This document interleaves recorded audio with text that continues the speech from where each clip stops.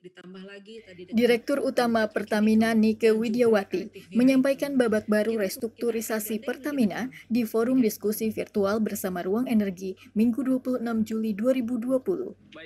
Kegiatan ini menghadirkan Guru Besar Fakultas Hukum Universitas Indonesia, Profesor Hikmahanto Juwana, Direktur Energi Watch Indonesia, Ferdinand Huta Hayan, Direktur Eksekutif Reforminer Institut Komedi Notonegoro, dan dipandu moderator Mamit Setiawan.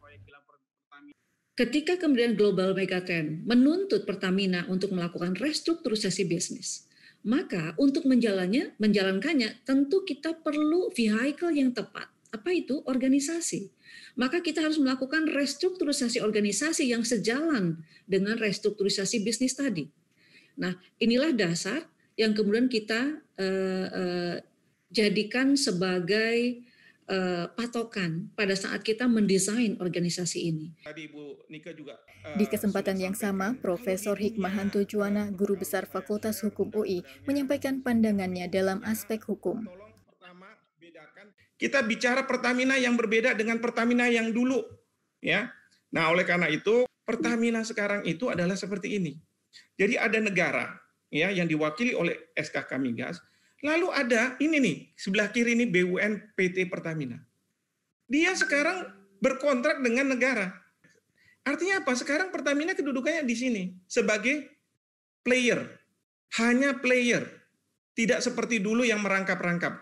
Ya, kalau menurut Undang-Undang Migas tahun 22 tahun 2001 ini jangan dibilang. Sementara itu, Direktur Eksekutif Energi Watch Indonesia, Ferdinand Huta Hayan, menyampaikan bahwa pemerintah menerapkan mekanisme dan rencana bisnis untuk kemudian dilaksanakan oleh jajaran manajemen Pertamina. Langkah ini bukan hal mudah dan tidak akan dilakukan jika hanya untuk membuat rugi. Diharapkan rencana tersebut tidak ditunggangi kepentingan politik atau agenda lain yang justru akan menghambat perkembangan bisnis Pertamina. Bagi saya sangat wajar kalau kemudian Pertamina mencari jalan untuk mendapatkan pembiayaan. Banyak perusahaan-perusahaan multinasional di migas ini kan sudah melakukan hal itu. Bahkan bukan anak usahanya, tetapi malah induknya.